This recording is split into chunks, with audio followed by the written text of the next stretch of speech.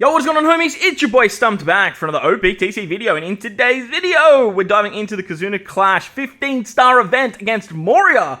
It's Super Boss season, baby, and in today's video, we're putting together some big damage teams to take down one of the hardest events in the game. Now, I do want to preface before the video starts that in today's video, you're going to be seeing a lot of illustrious characters, a lot of very high-end support, Super Sugo characters, anniversary exclusives, and characters that have high super tandems or final taps or rush abilities to maximize the damage on this particular event. But don't stress if you don't have those particular levels, and you can sort of use these teams to build inspiration for your accounts, or you might be able to build the teams that you see on the screen. They might just not do as much damage as what I'm actually projecting here. But as I mentioned, hopefully these teams help you guys out in some way, whether you can copy them, use them, or tweak them for your account to actually take down this 15-star event. Now, if there's enough love on this video, enough support, then I'll look at making some more buildable base teams, but you guys need to let me know down below in the comment section what you guys want to see from that. Is it like no support base teams? Is it no units from after the 10th anniversary teams? Teams like that, I can happily put together. I just need to know what you guys are looking for in that regard, because look, everyone's box is different, and hopefully you can chop and change around the community and see what other people are using to build your own teams that are catered towards your box. But like I said, if you enjoyed the video, belt the like button, hit the subscribe button, do all that good stuff. As always, Super Boss is very, very finicky, and they haven't really done anything since we started screaming at them to make this event better. And at the end of the day, everyone's going to be running 3 stars if they want to rank anyway. So look, have fun with the event, do your best, and really just enjoy it, because with the capping of 1 trillion damage, as long as you can sort of hit anywhere around that echelons, it doesn't really matter how much more you can do from that, because it's always going to sit around the 1 trillion damage cap anyway. With this Super Boss season, we only have 2 Super Bosses. We have Quick and Psy, and Quick and Int. And with that said, let's dive into the Quick Super Boss. Everyone gets the good stuff: 15 turns and 10 turns of Super Swap, Versatility, and Special Charge, which is really, really nice. On Battle 2, there's 3 turns of an attack down if you're below a 2.5 times chain, full water block gobs, fear, special bind, and normal attacks only. After 1 turn, you get a whole bunch of bad stuff. Don't pass the turn. Unless you're using like Brook or Frankie and those types of units, you might be able to make it work, but I would not recommend doing so. And in today's video, we're not utilizing any character that didn't come after the 10th anniversary, besides maybe some supports and stuff here and there. Battle 3 against Gecko Mori, he has all the regular Kizuna blowaway stuff. Full immunity except for boost damage taken and weakening effect. Normal attacks only, damage reduction, threshold, super type for strength and quick, ship bind, paralysis, and an intimidation for 2 turns. If you use an ore buff, you lose it by 1 turn. If you use any set chain multiplier for an unlimited amount of times, you get attack down and lose all your beneficial effects. After 1 turn, a whole bunch of other nasty stuff happens. You get super block orbs, so type change to strength, there's paralysis, there's top row silence, which you guys can't do anything about, so a lot of very, very nasty stuff if you guys do want to try and do some like 2-turn bursts. But look, I'm sure there's some teams out there that'll probably be able to do it. As for my team though, we're rocking something like this. We're utilizing the combination of Yamato and 10th anniversary Ace. The combination of the 2 when versing decks, it's pretty much unrivaled when it comes to damage output. Nothing can really touch them because they have the best final tap and arguably the best rush when it comes to versing quick and building dex-based teams. As for turn 2, we're utilizing Nami and Carrot. Nami Carrot basically single-handedly take care of turn 2. They don't have fear removal, but with their switch, they can actually get around the special blind, use their special, they rotate the block orbs, they get around the special blind for the rest of the team, and they apply a chain boundary to get above the 2.5 times chain, so that way you guys are doing some nice chunky damage there. Very easy, very simple. I did want to use the new Nami here, but the fear, they slap fear on for some reason, and Nami doesn't remove that. Plus, you can't use set chain boundary on the final stage anyway, so even if I could get Nami special back, which was very easy to do so with Ace and Yamato, it just wasn't feasible because they wanted to absolutely cuck the new unit that it didn't make any sense to me, man. I don't know what they were thinking. But on the final stage, we're going to be utilizing a combination of different specials to get a lot of damage output. Starting off, we're going to swap with our Yamato unit. That is going to put her in her dual form.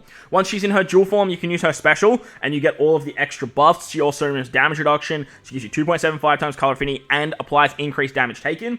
Beautiful stuff there. She also starts the final tap multiplier with every time a slasher or striker character uses a special. You are going to get even more final tapping, and she starts giving herself cooldown in her dual form, so that way you can get her special back in the same turn. We're using the cat dog support. They're going to remove 3 turns of paralysis. Very, very nice stuff. If you guys don't have Cat Dog there, you can use another paralysis support on, say, Zoro Sanji. That should cover you, like the Chopper support or the Otama support. But I'm using Cat Dog just because obviously it gives us a little bit more damage. With the Shark Superb, we have a massive attack multiplier, and we are removing the ship bind with our Anniversary Luffy potential ability. He removes 5 turns, just ship bind passively, so we will have access to our ship still. On the final stage, we want to use the super swap of Zoro Sanji, and then use the Zoro Sanji special. Now, Zoro Sanji are going to increase attack and orb boosts, and unfortunately, we don't really have a way of increasing Ace's attack boost. Ace's Super EX is going to be our attack boosting special. However, with Ace, he'll actually turn everyone into shooters, or where he can, and that will actually give you the buff, so you need to make sure you use Zoro Sanji first. So we're going to super swap with Zoro Sanji, utilize the Zoro Sanji special. That turns everyone into slashes, which is great.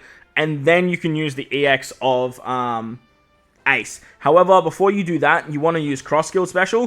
Cross Guild are going to set target, apply 2 times extra damage for slashes. Now you have everyone as a free spirit and a slasher. You're going to start doing a lot more damage. The reason you want to use Cross Guild after Zoro Sanji is because they have the Mr. 1 support, and if you use them before, you're going to get a little bit of a lower chain multiplier, or chain boost, and Zoro Sanji's chain boost is much higher, so make sure you go swap with Yamato, use the Yamato special, super swap with Zoro Sanji, use Zoro Sanji, and then you can use Cross Guild. Once you've done that, you can start utilizing specials a little bit differently. You can use the EX of Ace for an attack boost, you can then use the super EX of Yamato to give 2 turns of cooldown to Cross Guild. Make sure that they are Limit Break expanded, but with Ace, you don't really need it. Use Cross Guild again to get your orb boost effect. It is going to be reduced by 1 turn, but they do give 2 turns for slashes, which is great. So 2.75 there. And then because of that, you can use Ace to increase the color affinity from Yamato, as well as apply a conditional boost as you already have an orb buff. Finally, you can wrap it up with Luffy special. Luffy's going to rotate everyone's orbs into Int, except his own, because he has the Beppo support. He not only does that, but he gives you 2k base stats, and he'll increase the orb effect boost from Cross Guild, which is very, very handy. With the Beppo support, he gets a Tandem Orb, and then you can finish it off with the Yamato special once again, because she gets 3 turns of cooldown every single time a character uses special. So she's going to get a lot of extra cooldown, allow you to get her special off again, apply more resistance, apply an increased damage taken even higher, and once you've done that, you're ready to go with your taps. With your taps here, we basically want to start with Ace, because Ace is going to be our rush character. Starting off with Ace, you can then move into Cross Guild, then move into Luffy, Nami Carrot, Zoro Sanji. Zoro Sanji are going to activate that Super Tandem thanks to Luffy being a part of that, and then you can finish it off with the final tap of Yamato. With this, like, you have massive damage potential. I can see it doing well over 3 to 4 trillion damage. However, like I said at the start, with that damage cap, you are really only going to see 1 trillion damage. If I've missed anything there, let me know in the comment section below. As mentioned, the VV support, the Viola support and the VV support, they're just extra damage. If you don't have them, don't stress. If you're missing something like Cat Dog, you can easily run some different paralysis supports like the support of Chopper on Zoro Sanji. Onto the Sai variation now. This one is a goddamn doozy, man. This one is so finicky to build. And I did actually put 2 teams together, but this is the team that I think is going to do the most damage. It does require a Brook friend captain, though. So hopefully you guys, if you guys are doing this Kazuna, you have a lot of Brook friend captains, because, look, you're not only going to need them for the 10-star, but you're also going to need it for the 15-star, which is really stupid. All the good stuff on turn 1. On turn 2, your crewmates get 8 turns of bind, 5 after sockets. Special bind, hunger, and normal attacks only. After 1 turn, you get a whole bunch of bad stuff. Do not pass a turn. Like I said on the last one, it's just going to make your life so much harder. So just don't do that. Don't do that. On turn 3, Gecko Moria has all of the regular Kazuna blowaway stuff. You get an attack down if you use any orb that's not Sai or Tandem. So you want to basically have Sai or Tandem orbs to do damage. You get bottom row silence for 5 turns. So basically it's that action bind, and Brook is the only character that can remove this. So if you're not bringing Brook, you're in for a rough time. You're going to lose all your beneficial effects on entry, full immunity except increased damage taken, normal attacks only, int super type, 2 turns of paralysis, 7 turns of resilience, and 2 turns of damage nullification. There's also an intimidation that reduces the color affinity by 1. So if you use a 3 times color affinity, it brings it down to 2. If you use an attack boost as well, you lose all your beneficial effects as many times as they want to do it. So basically, can't use an attack boost on the final stage. That's kind of that's kind of it. It's kind of stupid. So, the team I put together looks like this. It's very wonky, and it's very weird. We are, like I said, we're using a Brook friend captain, and that allows us to get the super tandem of Zoro and Sanji, as well as remove the action bar. But on turn 1, we're going to bink out Uta special. Uta triggers the Super EX of Shanks alongside the Luffy Yamato unit, who helps out with Zoro Sanji's super tandem. But the reason we're using Uta here is for 2 very, very big reasons. First of all, she applies a ability that is a turn progression ability. This turn progression ability passively removes 6 turns of Special Bind. And you can use this on turn 1, and then basically just not swap her into a captain, and just have this turn progression buff make your way through the fights. On turn 1, I believe it gives you an attack boost, and then on the second turn, it gives you 3 turns of an attack boost. And then on the third turn, it gives an extra attack boost as well as an increased damage taken to Shooter's Free Spirit and Sight, I believe. But the main reason we want to use her here is she removes the special binds, and then when we hit the final stage, the enemy's going to wipe away our positive effects. When you lose the turn progression buff, because it happens for 5 turns, and it will technically be the 4th turn, when you lose this, it actually activates a 2.75 times attack boost whenever you lose it. So our Psy, Free Spirit, and Shooter characters will get a 2.75 times attack boost, and this will not trigger the interrupt of the enemy, because it's a passive, we're not activating it, it's just happening, and the enemy cannot do anything about it. So it's great. We haven't activated an attack boost. We have a 2.75 in that regard. Plus, we removed the special bind on the previous turn. Very, very nice stuff from Uta. Plus, she triggers the Super EX of Shanks. Shanks as a captain works excellently because he can remove the bind on turn 2. He has hunger, so he can get around that. And he also, with his EX, can remove Intimidation. 2 turns of Intimidation, which means that his 4 times color affinity will stay a 4 times color affinity. It won't get dropped to 3, it'll stay at 4, and then you can use Ace to turn into a 6 times, and it's a very, very strong when you do something like that. So, Shanks is fantastic in that regard. He gives you a full board of Psy Orbs as well, which is exactly what we need, as you can only do damage with Psy or Tandem Orbs. Now, the idea here is to utilize Shanks first. That way, Shanks is going to increase Uta's 2.75 times attack boost, as well as give us the color affinity buff. As a captain, I believe he makes Dex Orbs into Psy as well, which is really, really nice, because once we've done that, we can utilize Ace to rotate all of them into Psy once again. Normally, he'd rotate them to Dex, but he's going to then increase the color affinity of Shanks. First of all, though, we want an Orb boost, so that way we can... get a conditional boost from Ace.